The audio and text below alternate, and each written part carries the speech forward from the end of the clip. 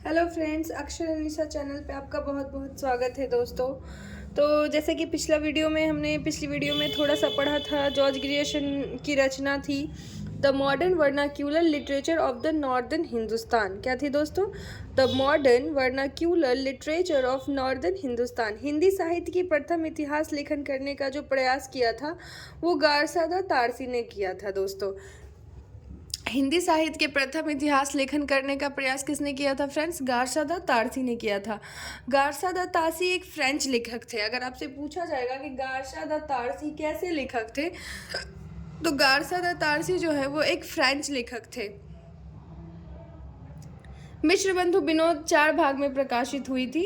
अब पूछा जाएगा कौन सा ऐसा किताब था जो 4 भागों में प्रकाशित हुई थी, तो मिश्र बंधु विनोद। आदिकाल में 2 भाषाएं प्रमुख थे, डिंगल व पिंगल। आदिकाल में कितनी भाषाएं प्रमुख थे? डिंगल और पिंगल, 2 भाषाएं। आदिकाल में फ्रेंड्स 2 भाषाएं प्रमुख थी, डिंगल और पिंगल। आदिकाल में कितनी भाषाएं प्रमुख थे? डिंगल और पिंगल। आदिकाल में आला छंद बहुत प्रचलन में था। आपसे पूछा जाएगा आदिकाल में कौन सा छंद बहुत प्रचलन में था, तो आला खंड। यह वीर रस का बड़ा ही लोकप्रिय छंद था। वीर रस का सबसे बड़ा लोकप्रिय छंद कौन था? आला खंड। आदिकालीन साहित्य 3 भागों में विभाजित किया गया है। पहला सिद्ध साहित्य, नाथ साहित्य, जैन साहित्य। आदिकालीन साहित्य कितने भागों में विभाजित किया गया? 3। पहला सिद्ध, नाथ, जैन।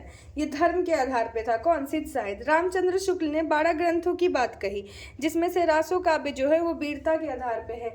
आपसे सवाल पूछा जाएगा कि रामचंद्र शुक्ल ने कितने ग्रंथों की बात की थी, तो 12 ग्रंथों की, जिसमें रासो काव्य जो है वो वीरता के आधार पे लिखा गया था। सिद्धो। अब नेक्स्ट टॉपिक आते हैं अपना, सिद्धो।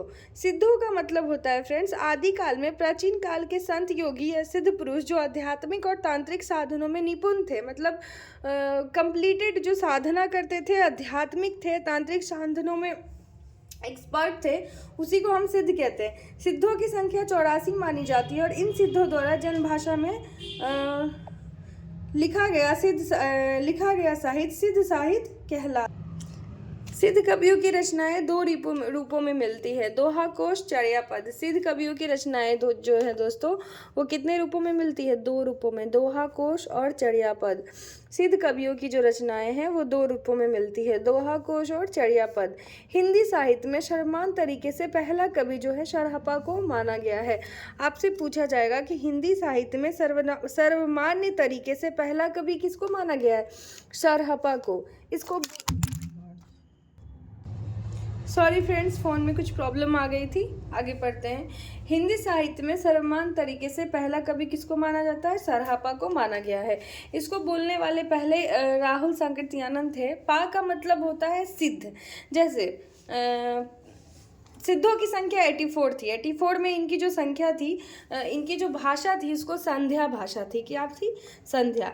84 सिद्धों में सरहपा, सब्रपा, कन्नपा, लुईपा, डोमीवपा, कुकुड़पा आदि प्रमुख हैं।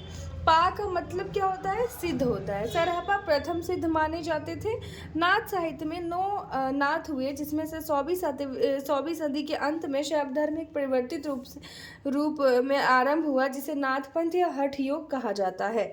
हठ योग का मतलब होता है हो और ठो। गोरखनाथ को नाथ पंथ का प्रवर्तक माना जाता है। आपसे पूछा जाएगा कि किसको नाथ पंथ का प्रवर्तक माना जाता है, तो गोरखनाथ को। हठ योग में हो का अर्थ सूर्य, ठो का अर्थ चंद्र होता है। इसका मतलब होता है सूर्य और चंद्रमा के संयोग से जो योग उत्पन्न होगा उसी को हम हठ योग कहते हैं। गोरखनाथ के गुरु का नाम मच्छिंद्र नाथ था। नाथ पंथ में सबसे पहला नाथ भगवान शिव यानी आदिनाथ को मानते थे। नाथ पंथ में सबसे पहला नाथ किसको मानते थे? भगवान शिव या आदिनाथ। हिंदी का पहला महाकाव्य था पृथ्वीराज रासो। हिंदी का पहला महाकाव्य क्या है फ्रेंड्स? पृथ्वीराज रासो। बिशल देव रासो ने एक श्रृंगारिक रचना है। बिशल देव रासो एक श्रृंगारिक रचना है। इसके लेखक जो है नरपति नाला ने की है और यह एक गेय काव्य है। गेय रचना का मतलब है जो गाया जा सके। क्या है? गेय काव्य। किसने लिखी है? विशल देव रासो ने, जो नरपति नाला इसके लेखक हैं। परमाल रासो एक आला खंड है। यह एक जगनिक रचना है। यह भी एक गेय काव्य है। खुमान रासो एक दलपति विजय की रचना है। इसमें 5000 छंद है। इसमें राजस्थानी हिंदी भाषा का प्रयोग हुआ है। दोहा को सरहपा की रचना है। पाउन चढ़ियों स्वयंभू ने लिखा है। यह अपभ्रंश की रचना है। पावमचरियों एक महाकाव्य है। पावमचरियों अपभ्रंश का प्रथम महाकाव्य है, इसीलिए स्वयंभू को प्रथम अपभ्रंश महाकवि भी कहते हैं।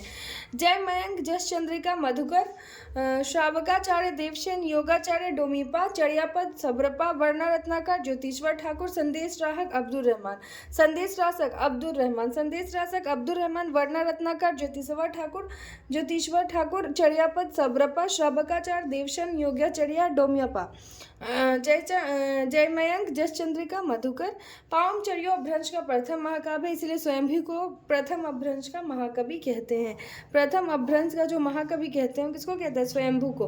दोहा को सरपा पावमचरियों स्वयंभू ने लिखा है। अपभ्रंश की रचना है। पावमचरियों एक महाकाव्य है। खुमान राशो दलपति विजय की रचना है। दोस्तों इसमें जो है 5000 छंद है। इसमें राजस्थानी भाषा का प्रयोग हुआ है। किसमें? खुमान राशों में। प्रमाण राशों को ही आलाखंड कहते हैं। यह जगनिक की रचना है। यह भी एक गेय काव्य है।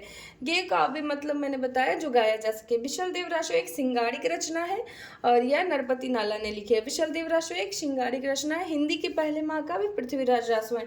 आगे हम पढ़ेंगे आदिकाल से जुड़ी कुछ तथ्य।